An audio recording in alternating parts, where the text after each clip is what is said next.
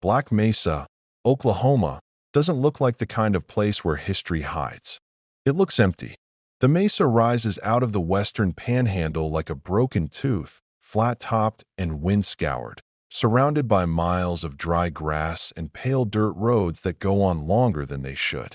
On clear days, you can see 30 miles in every direction. At night, you can see the stars the way people used to see them, sharp, crowded, and different. I moved there in late September of 2019 to document migratory bat populations for a small wildlife research initiative. I wasn't chasing mysteries. I was chasing grant money. My days were simple. Wake before sunrise. Check the mist nets. Log acoustic data from the ultrasonic recorders mounted along the canyon walls. Drive the dirt service road back toward Kenton for supplies once a week.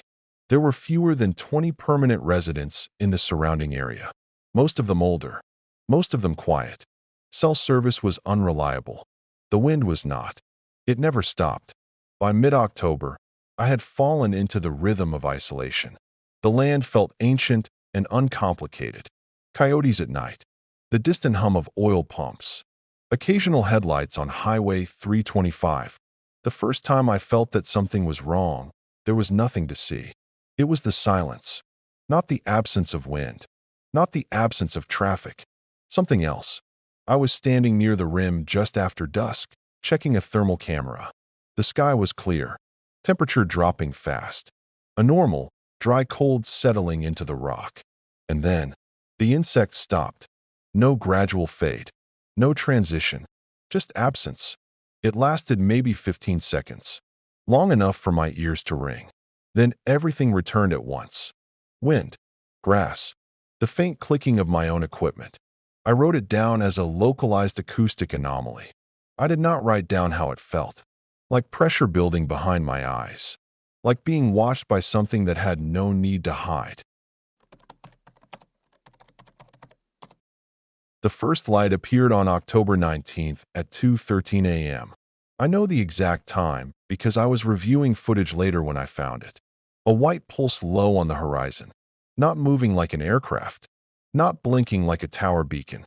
It appeared, held, and vanished. Total duration, 1.8 seconds. No sound accompanied it. The thermal camera registered nothing. No heat signature. No atmospheric distortion. I assumed it was a satellite flare or distant military activity from Cannon Air Force Base in New Mexico. Still, I checked flight radar logs the next morning. Nothing. 3 days later, rancher Daniel Hargrove drove out to my trailer. He didn't knock. He just stood outside until I noticed him through the window. "Your equipment messing with radios?" he asked. His truck engine idled behind him. "No," I said. "Why?" "Been getting interference. Late at night. Like a carrier wave, but wrong. Not static. Not weather." He described it as a tone that moved inside his head, even when he turned the radio off. I offered to come take a look. We drove back to his property, 10 miles north along a rutted road lined with barbed wire and dying shrubs. His cattle were restless. Even during the day, several calves had gone missing in the past week. No tracks. No blood. Just gaps in the herd count. Predators leave signs. There were none. That night, while we stood near his barn, I heard it. A low-frequency hum. Not from above. From everywhere. It vibrated in my teeth. Daniel switched on his handheld radio. The speaker crackled. Then the tone emerged. A thin, metallic resonance that fluctuated in pitch, almost like feedback, but controlled. Intentional. It lasted 30 seconds. Then stopped. The cattle began pacing. I felt a wave of nausea, so sudden I had to steady myself against the fence. The sky above us remained empty, but it didn't feel empty. Reports spread quietly. Black Mesa is small enough that word doesn't travel fast, but it travels thoroughly. By early November, 3 residents claimed to have seen lights hovering near the mesa's summit. Always at night. Always silent. Sheriff's deputies from Cimarron County made a visit after multiple calls about unauthorized aircraft. They found nothing. But on November 6th, something changed. At 11:47 p.m., my trailer lost power. No storm, no visible damage, just darkness. My battery backups failed simultaneously. Every indicator light went dead. Even my watch display flickered out. I stepped outside. The air felt heavier than usual. Cooler. The stars above the mesa had dimmed, not obscured by clouds, but muted, as if viewed through tinted glass. Then I saw it. A shape, not a craft, not an object in the way we think of objects. It was a distortion against the sky. Circular, but not perfectly so. Its edges rippled, bending starlight inward. No lights, no movement, just presence. It hung directly above the mesa. I tried to raise my camera. My hands wouldn't respond. Not paralysis. Delay. Like my body was buffering. The hum returned. Stronger. The ground beneath my boots vibrated. Not shaking, but resonating. I smelled something metallic. Like overheated wiring. And then, time fractured. That is the only way I can describe it. The hum rose to a pitch beyond hearing. My vision narrowed. My thoughts scattered like pages in wind. When I regained awareness, I was inside my trailer. On the floor. My equipment was powered on again. The clock read 3:19 a.m. Over 3 hours missing. My voice recorder had been running, but the audio file contained only one sound. Breathing. Not mine. Slow. Measured. Too close to the microphone. I considered leaving. I didn't. Curiosity can be stronger than fear when the fear hasn't shown its full shape. On November 9th, Daniel called just before midnight. "They're back," he said. "Not lights. Them." I drove without headlights for the last mile. The sky was overcast for the first time in weeks. Low clouds moving fast. Daniel stood near his pasture fence, shotgun in hand, though he didn't seem to remember holding it. Above the mesa, the distortion was larger now. Lower. It no longer resembled a simple ripple. It was layered, like overlapping membranes shifting against each other. The hum was constant. The cattle were silent. Not restless. Silent. Every animal frozen in place, facing the mesa. A narrow column of darkness extended downward from the distortion. It wasn't a beam. It wasn't light. It was the absence of light. Where it touched the ground, the air shimmered. We watched as one of the cows stepped forward. Not pulled. Not pushed. It simply walked toward the column. Daniel shouted. The animal did not react. As it reached the edge of the distortion, its outline blurred. Its shape folded inward. Not violently. Not painfully. Just incorrectly. Then it was gone. No sound. No trace. Daniel fired into the column. The shot made no echo. The recoil seemed muted, as if sound itself had been dampened. Then the column shifted and pointed at us.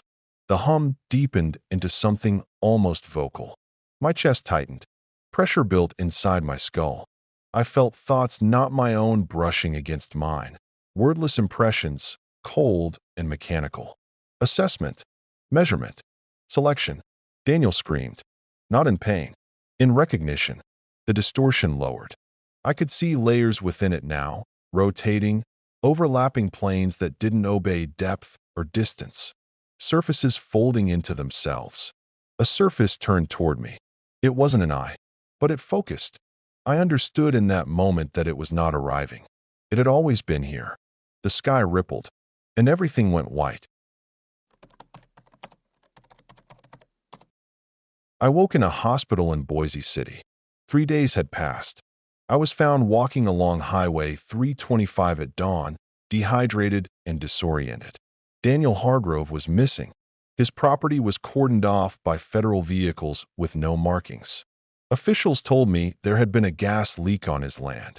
Possible methane buildup causing hallucinations. They said Daniel likely wandered off during a psychological episode. The cattle were gone. All of them. No carcasses. No tracks. Just empty pasture. When I requested my equipment, I was told it had been damaged beyond recovery due to electrical surges. My audio files were erased, except for one, a fragment, for seconds long, a low-frequency vibration, and beneath it, A pattern, not random, structured, like language compressed into sound. I played it once. My phone screen flickered. The hospital lights dimmed. I never played it again. Within a week, Black Mesa was closed to researchers due to environmental hazards. Road access restricted. Residents relocated with compensation agreements. Non-disclosure documents signed. Officially, nothing happened. Unofficially, 3 people from Kenton disappeared within the next 2 months. No reports filed. No investigations launched. It was as if the town itself had been edited, removed from the record. I left Oklahoma. I tried to resume normal work, but I began noticing things. Gaps. Moments where time felt elastic. Small silences in crowded rooms. Occasional metallic tastes at the back of my throat. The hum never fully stopped. Sometimes it emerges late at night, barely audible beneath ambient noise. When I close my eyes, I see the layered distortion. Not descending, waiting. 6 months after the incident, I received an envelope with no return address. Inside was a single photograph. Aerial. Black Mesa at night. At its summit, faint but visible, was a circular distortion bending the starlight. On the back, typed in plain font. Recurring site. 17-year cycle. Next event projected 2036. No signature. No explanation. I searched historical weather and livestock records for the area. 17 years prior, 2002, multiple unexplained cattle losses. 17 years before that, 1985, radio interference complaints logged with the FAA. 17 years before that, 1968, an Air National Guard training jet reported instrument failure over the Mesa. Each incident isolated, dismissed, forgotten, until stacked together. Like layers. I sometimes wonder if Daniel was taken, or if he was corrected, if the thing above Black Mesa isn't a visitor, but a function, a maintenance process, something that adjusts reality when it deviates, something that measures, selects, removes. The silence still comes without warning. 15 seconds. Every few weeks. Insects stop. Air stills. The world pauses. And in that pause, I feel it. Not above, not distant, but close. Close enough to hear breathing that isn't mine. Waiting for 2036. Or maybe, waiting for me.